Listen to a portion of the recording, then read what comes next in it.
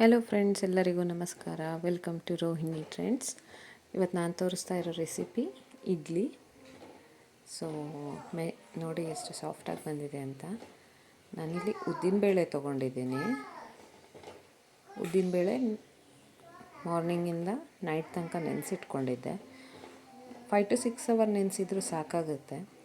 Urgent ಇದ್ದರೆ ಬಿಸಿನೀರು ಹಾಕಿ ನೆನೆಸ್ಕೊಂಬಿಡಿ, ಏನಾಗಲ್ಲ. 3 hours ನೆಂದರೆ ಸಾಕಾಗುತ್ತೆ.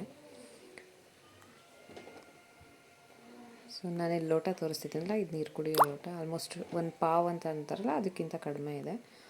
ಸೊ ಈ ಲೋಟದಲ್ಲಿ ನಾನು ಒಂದು ಅರ್ಧ ಲೋಟ ಉದ್ದಿನಬೇಳೆ ತೊಗೊಂಡಿದ್ದೀನಿ.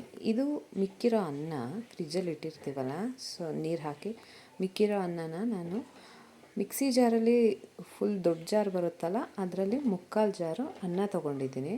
ಅದಕ್ಕೆ ಅರ್ಧ ಲೋಟ ನೆನೆಸಿಟ್ಟಿರೋ ಉದ್ದಿನಬೇಳೆ ಎರಡನ್ನೂ ಮಿಕ್ಸ್ ಮಾಡ್ಕೊತಾ ಇದ್ದೀನಿ. ಜಾರಲ್ಲಿ ಹಾಕ್ಕೊಂಡು ಚೂರು ಗಂಟಿರಬಾರ್ದು, ಒಂದು ಅಗಳು ಅನ್ನ ಇರಬಾರ್ದು. ಸೊ ಹಾಗಾಗಿ ಫುಲ್ಲು ಪೇಸ್ಟ್ ಮಾಡ್ಕೋಬೇಕು ಚೆನ್ನಾಗಿ. ಸ್ವಲ್ಪ ನೀರು ಆ್ಯಡ್ ಮಾಡಿಕೊಂಡ್ರೂ ಪರವಾಗಿಲ್ಲ, ನೀರು ಆ್ಯಡ್ ಮಾಡಿಕೊಂಡೆ ಪೇಸ್ಟ್ ಮಾಡ್ಕೊಳ್ಳಿ. ಹೀಗೆ ಕಾಣಿಸ್ತಾ ಇದೆ ನೋಡಿ, ಫುಲ್ಲು ಏಕ್ದಮ್ ಪೇಸ್ಟ್ ಥರ ಇರಬೇಕು. ಇದನ್ನು ನಾನು ಮಾರ್ನಿಂಗ್ ನೆನೆ ಇಟ್ಕೊಂಡಿರೋದು ಉದ್ದಿನಬೇಳೆನ ಈಗ ನೈಟ್ ನಾನು ಮಿಕ್ಸಿ ಮಾಡ್ತಾ ಇರೋದು. ನಾನು ಯೂಸ್ ಮಾಡಿರೋ ರವೆ ಇದು ಇಂಡಿಯಾ ಗೇಟ್ ರವೆ. ಸೊ ಈ ರವೆನ ನಾನು ಇಡ್ಲಿ ರವೆ ಅಂತಲೇ ಬರುತ್ತಲ್ಲ, ತೋರಿಸಿದ್ದೀನಲ್ಲ, ಅದೇ ಉದ್ದಿನಬೇಳೆ ನೆನೆಸಿಟ್ಕೊಂಡಿದ್ನಲ್ಲ, ಅದೇ ಲೋಟದಲ್ಲಿ 2 ಲೋಟ ಆಗೋಷ್ಟು ರವೆ ಹಾಕ್ಕೊಂಡಿದ್ದೀನಿ.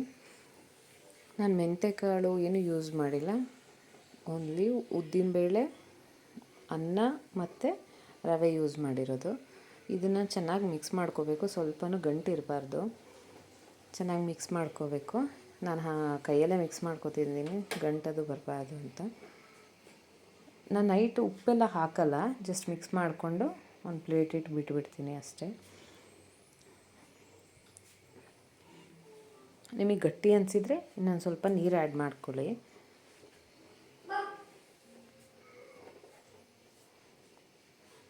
ನೋಡಿ ತೋರಿಸ್ತಿದ್ದೀನಲ್ಲ, ನೈಟು ಇಷ್ಟು ಗಟ್ಟಿ ಇದೆ.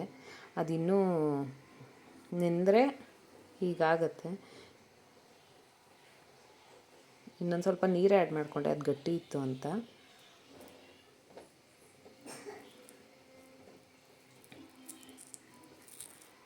ಸೊ ಇದು ಮಾರ್ನಿಂಗಿಂದು ತೋರಿಸ್ತಾ ಇರೋದು. ಸೊ ನೋಡ್ತಾ ಇದ್ದೀರಲ್ಲ, ಹೀಗಾಗಿದೆ. ಇಷ್ಟು ಸಾಕು. ಅದು ರವೆ ಎಲ್ಲ ನೆನ್ಕೊಂಡಿರುತ್ತೆ ಚೆನ್ನಾಗಿ. ಇದನ್ನು ಮಾರ್ನಿಂಗ್ ಆದಮೇಲೆ ಚೆನ್ನಾಗಿ ಮಿಕ್ಸ್ ಮಾಡ್ಕೊಳ್ಳಿ ಅಷ್ಟೇ.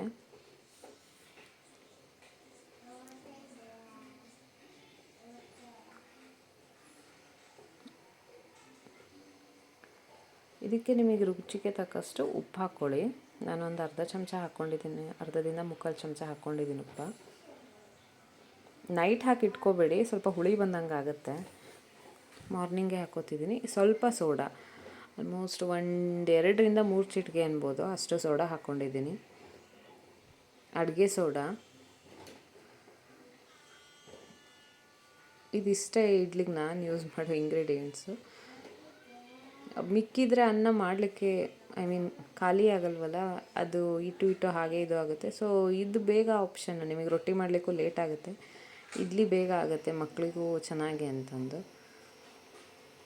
ಸೊ ಎಲ್ಲ ಮಿಕ್ಸ್ ಮಾಡ್ಕೊಂಡಾದಮೇಲೆ ನಾನು ಕುಕ್ಕರಲ್ಲಿ ಮಾಡ್ತಾ ಇರೋದು ಇಡ್ಲಿನ. ನಾನು ತೋರಿಸಿದ್ನಲ್ಲ, ಆ ಲೋಟದಲ್ಲಿ 2 ಗ್ಲಾಸ್ ನೀರು ಹಾಕ್ಕೋತಾ ಇದ್ದೀನಿ. 2ರಿಂದ 2.5 ನೋಡ್ಕೊಳ್ಳಿ, ನಿಮಗೆ ಬೇಕಾದಷ್ಟು ನಿಮ್ಮ ಪಾತ್ರೆಗೆ ತಕ್ಕಂಗೆ ಹಾಕ್ಕೊಳ್ಳಿ. ಇಡ್ಲಿ ಪ್ಲೇಟ್ನ ಎಣ್ಣೆ ಹಾಕಿ ಚೆನ್ನಾಗಿ ಗ್ರೀಸ್ ಮಾಡಬೇಕು, ಎಣ್ಣೆ ಹಚ್ಕೋಬೇಕು ಚೆನ್ನಾಗಿ. ನಾನು ಕೆಳಗಡೆ ಪ್ಲೇಟ್ ಯೂಸ್ ಮಾಡಲ್ಲ, ನಮಗೆ ಸಾಕು 3 ಪ್ಲೇಟ್ಸು. ಹಾಗಾಗಿ ಮೇಲ್ಗಡೆ ಜಸ್ಟ್ 3 ಪ್ಲೇಟ್ಸು 2 ಸೆಟ್ ಇಟ್ಬಿಡ್ತೀನಿ, ಸಾಕಾಗುತ್ತೆ ನನಗೆ. ಸೊ ಹಾಗಾಗಿ ಕೆಳಗಡೆದು ಯೂಸ್ ಮಾಡಲ್ಲ ನಾನು ಯಾವಾಗಲೂ. ಇಲ್ಲೊಂದ್ಸಲ ನೀರು ಹೋಗಿಬಿಡುತ್ತೆ, ನೀರು ಹೋದರೆ ಫುಲ್ ವೇಸ್ಟ್ ಆಗಿಬಿಡುತ್ತೆ. ಗೊತ್ತಾಗದೆ ನೀರು ಜಾಸ್ತಿ ಇಟ್ರಿ, ಹಾಗೆ ಏನಾದರೂ ಆಗಿಬಿಟ್ರೆ ಪ್ಲೇಟಿಗೆ ನೀರು ಹೋಗಿಬಿಡುತ್ತೆ. ನಿಮಗೆ ಕುಕ್ಕರ್ಗಿಂತ ಇಡ್ಲಿ ಪಾತ್ರೆ ಬೆಸ್ಟ್ ಆಪ್ಷನ್. ನನ್ನ ಹತ್ರ ಮುಂಚೆಯಿಂದನೂ ಇದೇ ಇರೋದು, ಸೊ ಹಾಗಾಗಿ ಇದನ್ನೇ ಯೂಸ್ ಮಾಡ್ತಿರೋದು ನಾನು. ಎಲ್ಲ ಪ್ಲೇಟಿಗೂ ನಾರ್ಮಲ್ ರಿಫೈನ್ಡ್ ಆಯಿಲ್ ಯೂಸ್ ಮಾಡಿಕೊಂಡು ನಾನು ಗ್ರೀಸ್ ಮಾಡ್ಕೋತಾ ಇದ್ದೀನಿ, ಹಚ್ಕೋತಾ ಇದ್ದೀನಿ ಎಲ್ಲದಕ್ಕೂ. ನೀರೇನಿದೆ ಚೆನ್ನಾಗಿ ಬಿಸಿ ಆಗಬೇಕು, ಕುದಿಲಿಕ್ಕೆ ಬರಬೇಕು.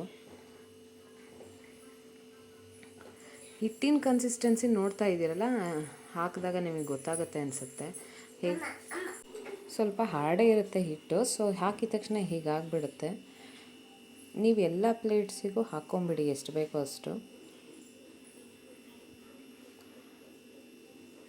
ಮುಕ್ಕಾಲು ಭಾಗ ಹಾಕ್ಕೊಂಡ್ರೆ ಬೆಸ್ಟು, ಯಾಕೆಂದರೆ ಸ್ವಲ್ಪ ಅದು ಫ್ಲಫಿ ಆಗಲಿಕ್ಕೆ ಜಾಗ ಸಿಕ್ಕಂಗಾಗುತ್ತೆ. ಸೊ ಹೇಗೆ ಹಾಕಿರ್ತೀರಿ ಹಾಗೆ ಬಿಡ್ಲಿಕ್ಕೆ ಹೋಗ್ಬಿಡ್ರಿ, ಕೆಲವೊಂದು ಸಲ ಅದೇ ಶೇಪ್ ಬಂದುಬಿಡುತ್ತೆ. ಪ್ಲೇಟ್ ಸ್ವಲ್ಪ ಈ ಥರ ಅಲ್ಲಾಡಿಸ್ಕೊಂಬಿಡಿ, ಅದು ಲೆವೆಲಿಗೆ ಬಂದುಬಿಡುತ್ತೆ, ಕರೆಕ್ಟಾಗಿ ಆಗುತ್ತೆ, ಇಡ್ಲಿನೂ ಚೆನ್ನಾಗಿ ಕಾಣಿಸುತ್ತೆ. ಸೊ ಹೀಗೆ ನಾನು 3 ಪ್ಲೇಟ್ಸಿಗೆ ಹಾಕೋತಾ ಇದ್ದೀನಿ.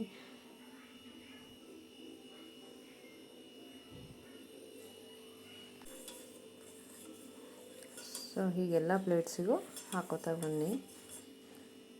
ಇದಕ್ಕಿಂತ ತೆಳ್ಳಗೆ ಮಾಡಲಿಕ್ಕೆ ಹೋಗಬೇಡಿ, ಏಕೆಂದರೆ ಇಡ್ಲಿ ಇನ್ನೂ ಸಾಫ್ಟ್ ಆಗಿಬಿಡುತ್ತೆ. ತುಂಬ ಮೆತ್ತಗಾದ್ರೂ ಅಷ್ಟು ಸರಿ ಹೋಗಲ್ಲ. ನೀವು ಅನ್ನ ಯೂಸ್ ಮಾಡ್ತಿರೋದ್ರಿಂದ ಚೆನ್ನಾಗಿ ಬರುತ್ತೆ, ಆ್ಯಕ್ಚುಲಿ ತುಂಬ ಸಾಫ್ಟಾಗಿ ಬರುತ್ತೆ. ಮಕ್ಕಳಿಗೆ ಎಲ್ಲ ಹಾರ್ಡ್ ರಬ್ಬರ್ ಥರ ಎಲ್ಲ ಆಗೋಲ್ಲ, ಸಾಫ್ಟಾಗೇ ಇರುತ್ತೆ. ಅನ್ನ ತುಂಬ ಮಿಕ್ತಿದೆ ಅಂದರೆ ಹೀಗೆ ಮಾಡ್ಬೋದು ನೋಡಿ, ಚೆನ್ನಾಗಿ ಬೇಗ ಖಾಲಿ ಆಗುತ್ತೆ ಅನ್ನ.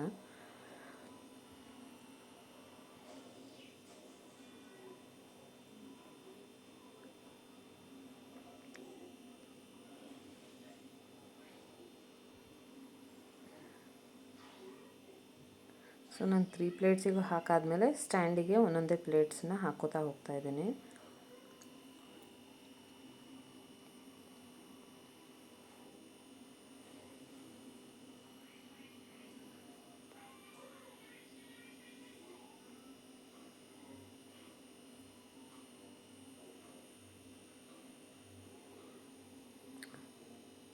ಸೊ ನೀರು ಕಾದಿದೆಯಾ ನೋಡಬೇಕು. ನೋಡಿ, ನೀರಾಗಲೇ ಬಬಲ್ಸ್ ಎಲ್ಲ ಬಂದಿದೆ, ಇನ್ನು ಬಾಯ್ಲ್ ಆಗುತ್ತೆ. ಈ ಟೈಮಲ್ಲಿ ಇದನ್ನ ಕುಕ್ಕರ್ ಒಳಗೆ ಇಟ್ಬಿಡ್ತೀನಿ.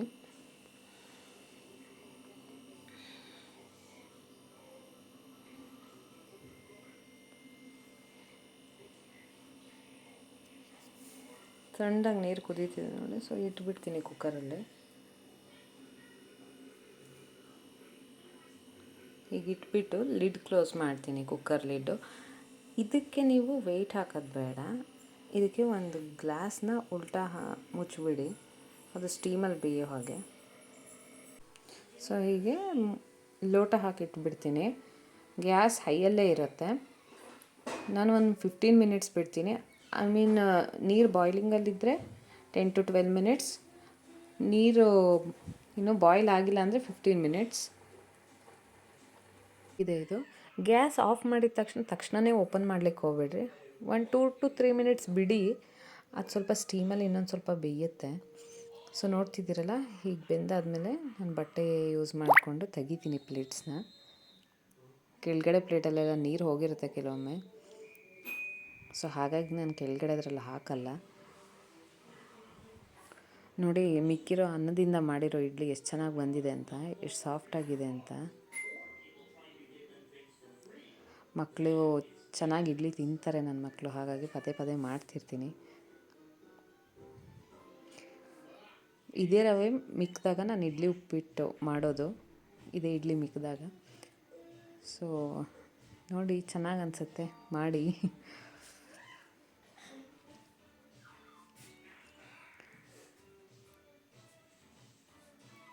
ಇದು ಬಿಸಿ ಬಿಸಿ ಇದ್ದಾಗೆ ತೆಗಿಬೋದು, ಆದರೆ ಸ್ವಲ್ಪ ಹಿಡ್ಕೊಳ್ಳುತ್ತೆ. ಸೊ ಏನು ಮಾಡಿ ಅಂದರೆ, ಒಂದು ಬೌಲಲ್ಲಿ ಸ್ವಲ್ಪ ನೀರು ತೊಗೊಂಡು ಒಂದು ತಿಂಡಿ ತಿನ್ನೋ ಸ್ಪೂನ್ ಇಟ್ಕೊಂಬಿಡಿ. ಆ ಸ್ಪೂನ್ನ ನೀರಲ್ಲಿ ಹೀಗೆ ಎದ್ದು ಅದಾದಮೇಲೆ ಇಡ್ಲಿನ ತೆಗಿತಾ ಹೋಗಿ. ಇದು ಸ್ಪೂನ್ಗೂ ಅಂಟ್ಕೊಳ್ಳಲ್ಲ. ಸೊ ಹೀಗೆ ಬಿಸಿ ಬಿಸಿ ಇಡ್ಲಿನ ತೆಗಿಯೋದು.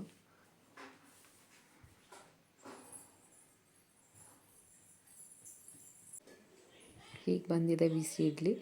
ಯಾವಾಗಾದರೂ ಟ್ರೈ ಮಾಡಿ. Thank you for watching. Please ನನ್ನ ವಿಡಿಯೋನ ಲೈಕ್ ಮಾಡಿ, ಶೇರ್ ಮಾಡಿ, ಸಬ್ಸ್ಕ್ರೈಬ್ ಮಾಡಿ. ಪ್ಲೀಸ್ ಸಪೋರ್ಟ್ ಮಾಡಿ ನನಗೆ. ಸೊ ಎಲ್ಲರಿಗೂ ಥ್ಯಾಂಕ್ ಯು. ನಮಸ್ತೆ.